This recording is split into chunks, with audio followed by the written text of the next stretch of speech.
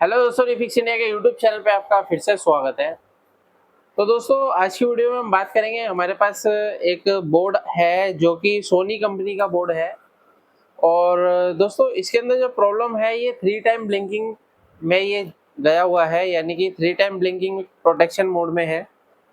तो काफ़ी सारे बोर्ड जो होते हैं वो रिपेयर करना थोड़ा सा मुश्किल होता है, जो कि सोनी के ज़्यादातर रहते हैं, जैसे 3 टाइम ब्लिंकिंग हो गया, 8 टाइम ब्लिंकिंग हो गया।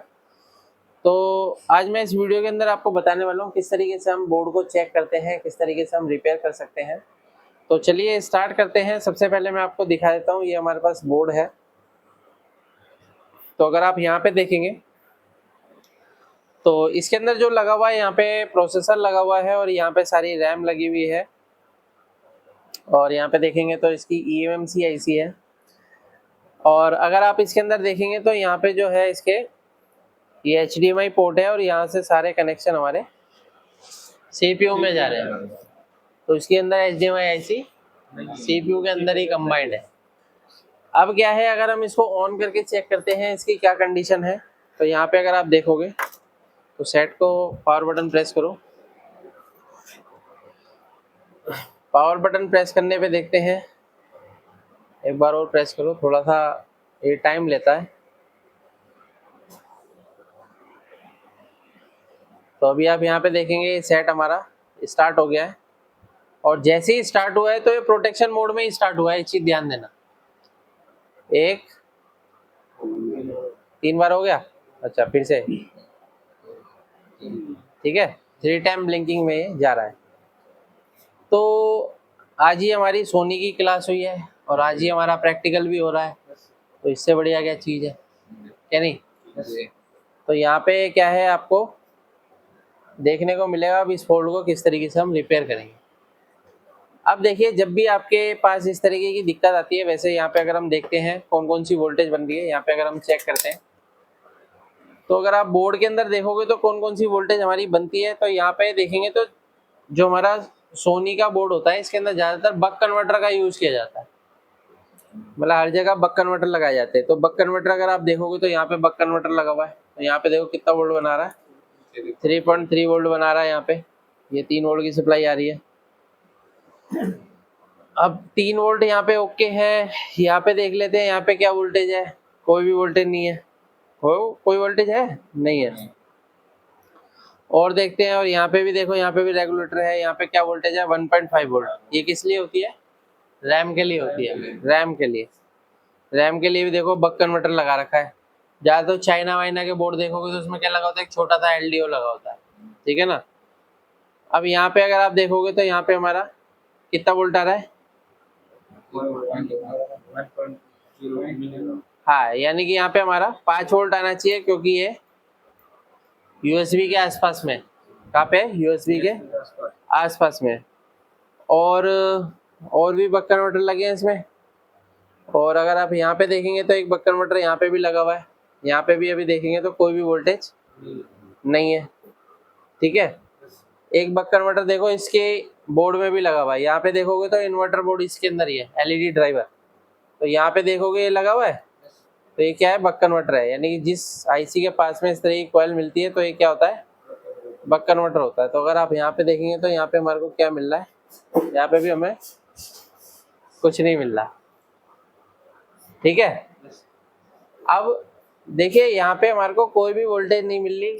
तो इस कंडीशन में हम क्या काम करेंगे, सबसे पहले अब यहाँ पे वोल्टेज क्यों नहीं आ रही, क्योंकि हमारा सेट प्रोटेक्शन मोड में है। किसमें, और 12 वोल्ट जो बन के आती है वो यहीं से बन के आती है, इसमें यहाँ से बन के आती है 12 वोल्ट, ठीक है ना। हाँ, कई बार यहीं पे चेक करते रहो आप लोग, 12 वोल्ट आएगी यहाँ से बन के, ठीक है।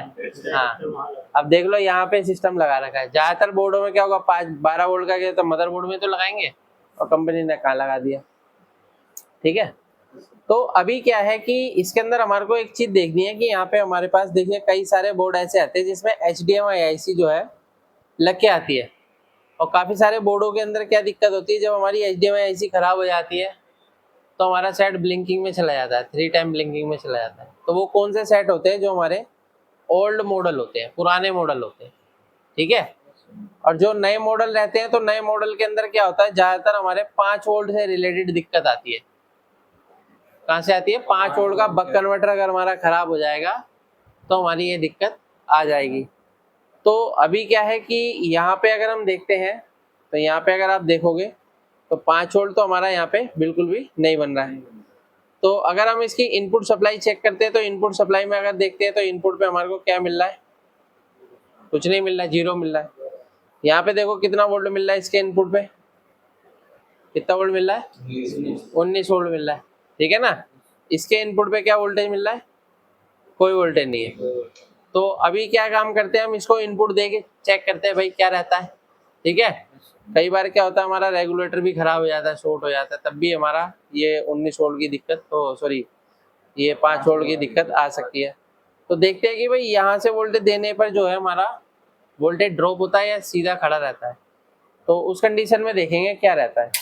तो सेट को करते हैं ऑफ, और ऑफ करने के बाद यहाँ से हम इसकी सप्लाई देके चेक करेंगे। तो यहाँ पे क्या है, जब भी आपके पास इस तरीके के सोनी वगैरह के बोर्ड आते हैं तो ये रिपेयर हो जाते हैं, मोस्टली रिपेयर हो जाते हैं, आपको नया लगाने की जरूरत नहीं है। लेकिन जैसे आपको बताया वैसे ही आपको चेक करना है, ठीक है ना। चेक करने का जो तरीका है वो मैंने आपको बता दिया है किस तरीके से चेक करना है। अब यहाँ पे क्या है, यहाँ से हम ये देखोगे तो यहाँ पे हमारा जो है मल्टीमीटर को सेट कर लेते हैं कंटिन्यूटी पे। पीएफ एक बार चेक कर लेते हैं, शॉर्ट तो नहीं है, बस पीएफ शॉर्ट नहीं होना चाहिए। पीएफ शॉर्ट नहीं तो हम सप्लाई दे सकते हैं, ठीक है ना। क्योंकि अगर पीएफ शॉर्ट हो तो हो सकता है आईसी शॉर्ट हो, तो उस कंडीशन में आईसी निकालेंगे या पीएफ निकालेंगे तो वो हमारे को कंफर्म होगा। डीसी सप्लाई से अलग से वोल्टेज देंगे और देखेंगे क्या चीज़ हीट हो रही है। अभी यहाँ पे देखते हैं, ये नेगेटिव पॉइंट है, ये पॉजिटिव पॉइंट है? ये क्या हो रहा है? ये नेगेटिव, कौन सा पॉइंट आ गया है? नेगेटिव। तो यहाँ पे क्या है देखते हैं, ये देखो, ओके, ये पॉजिटिव आ गया, ठीक है ना। अब यहाँ से देखते हैं इसका, ये नेगेटिव है और ये पॉजिटिव है, तो पॉजिटिव से पॉजिटिव पे मानना है। ये क्या है? पॉजिटिव है, ये क्या है? नेगेटिव है। और इसके अंदर पॉजिटिव कहाँ पे है? ये वाला है, ऊपर की साइड, ठीक है ना। और इसका भी नीचे की साइड, इसका नीचे की साइड है, ठीक है। अब यहाँ से हम इसकी 19 वोल्ट की सप्लाई ले लेते हैं। तो यहाँ पे थोड़ा सा ध्यान से काम करना है, ठीक है ना, क्योंकि ये चीज़ें हमारे को बहुत ध्यान में देनी है कि कौन सी सप्लाई कहाँ से है। अगर गलत लगा दोगे तो बोर्ड भी डेड हो जाता है, बड़ी जल्दी डेड भी हो जाते हैं, बहुत सेंसिटिव बोर्ड होते हैं, ठीक है जी। हाँ, इसको हम कटिंग करते हैं, फिनिशिंग से लगाएंगे यहाँ पे।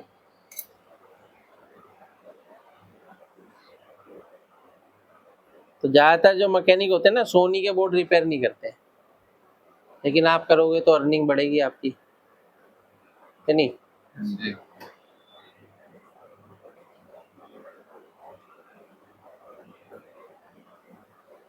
ये हमने लगा दिया। अब इसको हम लगाएंगे ऊपर की साइड। ऊपर लगाना है नीचे लगाना है, बताओ? ऊपर लगाना है। इसका मतलब गौर से देख रहे हो, है? चलो बहुत बढ़िया। यहाँ पे हम इसको शोल्डर लेते हैं, ठीक है।